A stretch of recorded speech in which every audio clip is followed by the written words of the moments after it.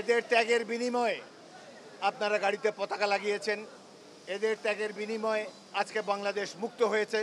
আমরা গভীর শ্রদ্ধার সাথে স্মরণ করি এই বৈষম্য বিরোধী আন্দোলনে যে ছাত্র সমাজ, সাধারণ মানুষ বুকের রক্ত দিয়ে গণতান্ত্রিক ব্যবস্থাকে প্রতিষ্ঠা করার উদ্যোগ নিয়েছেন।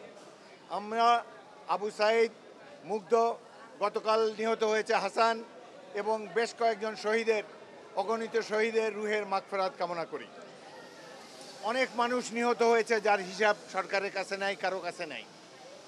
আমি মেঘনাপাড়ের ছোট্ট একটা উপজেলা লালমোহন এবং তজুমুদ্দিনের জনপ্রতিনিধি।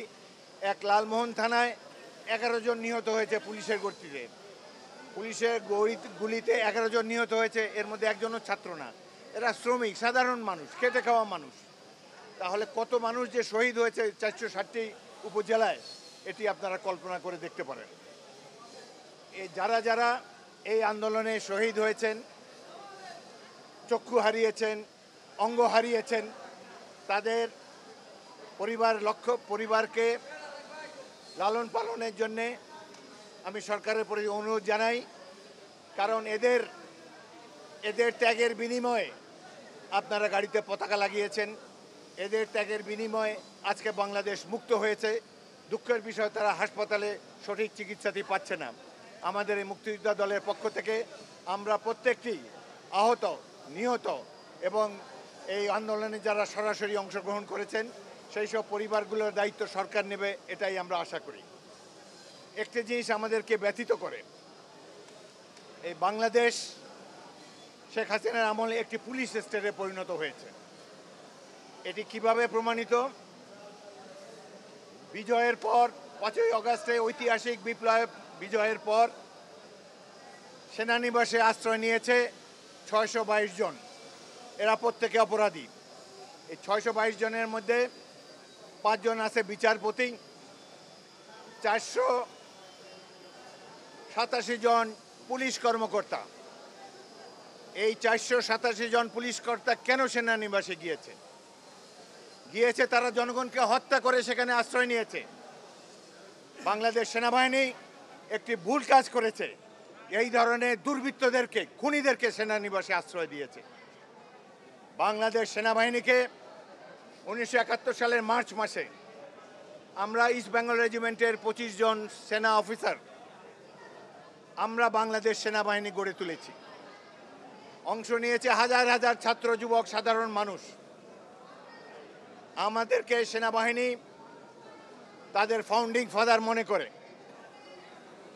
আমরা এই সেনাবাহিনী আমাদের প্রাণের চেয়েও প্রিয়। এই সেনাবাহিনীর প্রতি জনগণ যখন বিরূপ হয়, আমরা লজ্জায় অবনত মস্তকে তাকিয়ে দেখি। আমরা ধন্যবাদ জানাতে চাই বাংলাদেশ সেনাবাহিনীকে, যারা একটু দেরিতে হলেও শেষ পর্যায়ে এসে জনগণের সাথে একাত্মতা ঘোষণা করেছে, এই আন্দোলনের সাথে সংশ্লিষ্ট হয়েছে এবং স্বৈরাচারী শেখ হাসিনাকে দেশ থেকে বিতাড়িত করেছে। তাদেরকে অভিনন্দন জানাই। সাথে সাথে এইটুকুও বলবো, বিপ্লব কিন্তু সম্পূর্ণ হয় নাই, এখনো বিপ্লব থমকে আছে। যারা আয়নাঘর নামে একটি টর্চার সেল স্থাপন করেছে, বহু আন্দোলনকারী, সাধারণ মানুষ, বিরোধী দলীয় রাজনীতিকদেরকে গুম করেছে, হত্যা করেছে, তারা বহাল তবিয়তে নিজ নিজ পদে এখনো আছে। প্রত্যেকটি জেলায় পুলিশ কর্মকর্তারা আগের মতোই আছেন। তারাই আওয়ামী লীগের দুর্বৃত্তদেরকে আশ্রয় দিয়ে রেখেছেন। এখন পর্যন্ত যারা আয়নাঘর নির্মাণ করেছে, সরকারের উচিত ছিল, প্রতিরক্ষা মন্ত্রী, প্রধান উপদেষ্টার উচিত ছিল সাংবাদিকদেরকে সেখানে নিয়ে গিয়ে দেখানো কত ঘৃণিত এই নরপশুর দল, কিভাবে নিরীহ মানুষদেরকে তারা অত্যাচার করেছে, টর্চার করেছে, হত্যা করেছে। আয়নাঘরের স্রষ্টাদের কারোই তো কিছু হচ্ছে না। একজনকে মাত্র গ্রেফতার করা হয়েছে। 20টি দিন অতিবাহিত হয়েছে, কিন্তু এখন পর্যন্ত মনে হয় না যে এই দেশে বিপ্লবীদের সরকার প্রতিষ্ঠিত হয়েছে। একমাত্র আসিফ নজরুল ছাড়া এই বিপ্লবে সরাসরি অংশগ্রহণ করতে কাউকে দেখিনি।